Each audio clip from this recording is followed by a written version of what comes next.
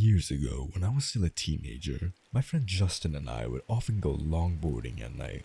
As my friends and I were quite the night owls, we loved the freedom of almost never seeing another soul on the roads or the paths we frequented. And even when using main roads, it would be very rare to see a car out so late in such a rural area. Besides, you could hear and see them coming from very far away due to their headlights and the noise of the vehicle. We were really into it at the time, and would often ride our boards for miles and miles, sometimes not arriving home until the sun was up. One particular night, we decided to ride a few miles away from our usual back roads and take one of our favorite hidden routes. It began with a narrow paved path that was the only piece of land separating two sides of a long lake. It would often sink under due to rain, and we wanted to seize the opportunity to use it before it rained and went underwater again. It was roughly 2 miles long and was very relaxing to ride due to the scenery. After making it to the end of the lake, we decided to continue moving and turn into a very close path that leads directly into a densely wooded wilderness preservation. As we came up to the first hill, we looked down at the bottom into the blackness. We both noticed what appeared to be a tiny moving ball of dim light down there. It moved so strangely, and it was extremely difficult to make out what it was. Rather than shine our flashlight down, we curiously watched it for a few moments, whispering to each other about what it could possibly be. And all at once, that small light turned into multiple blinding lights and extremely loud revving sounds, overwhelming our senses that had been accustomed to the dark and silence. And acting purely on fear, we instantly turned around and ran as fast as we could, hearing yelling and revving gaining behind us. By sheer luck, we managed to run off path into a very dark, overgrown hole in the side of a hill, overlooking where we had just came from. We decided to hide in the natural dugout of this hill, hoping the plants and darkness would be enough to protect us from whatever was happening out there. We watched our pursuers ride up to where we had originally been standing. There were 4 men, 2 on 4-wheelers and 2 on full-size motorcycles. They were yelling at each other about something, but we couldn't make out what they were saying due to the distance we had covered. We felt safe enough to whisper very softly to each other and speculated who these people could be. Our first thought was that they might be some park rangers of some kind, although we had never seen one here in the many times we had been through. Besides, we doubted this county even had the budget or desire to have anyone patrol the deep woods at night.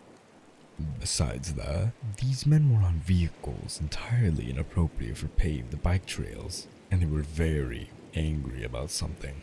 They called out to us for a while, yelling things like, "We know you're out there," and "We can see you, come on out."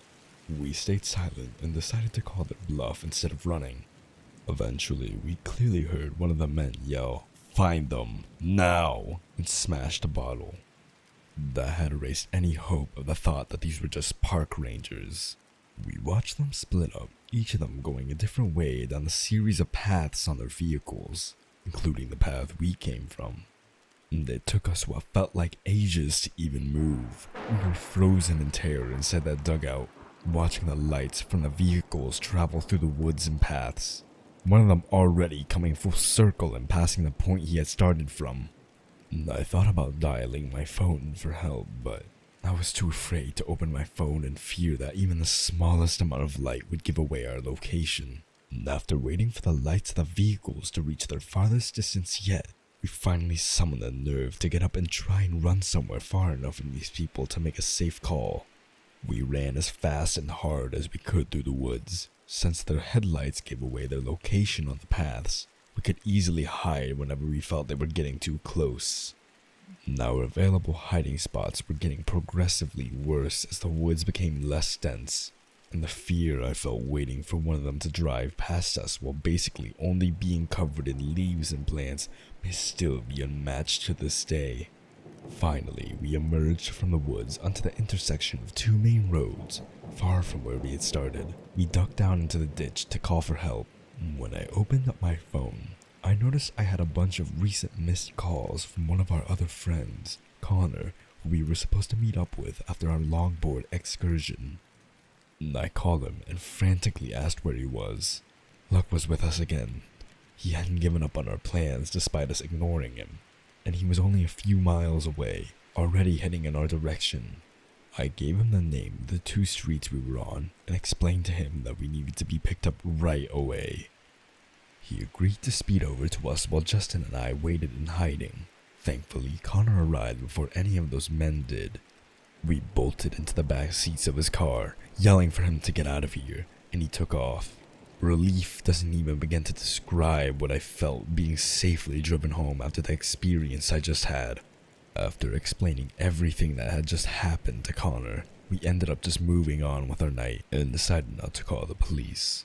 We figured that they would be gone by the time any officer made it out there, and we would only be putting ourselves at risk by admitting to breaking the law by taking those paths so late at night. And I still have no idea what happened or who those people were. I've been told all kinds of theories from friends and family that have heard this story. Some think we walked right up to a huge drug deal. Justin and I later admitted to each other that when the revving started and we couldn't see, our minds both went straight to an image of a chainsaw-wielding horror movie serial killer. So I suppose it could have been much, much worse. Frustratingly enough, whatever those 2 men thought we saw that actually made them want to catch us so badly, we never actually saw. I guess we'll never really know what happened there.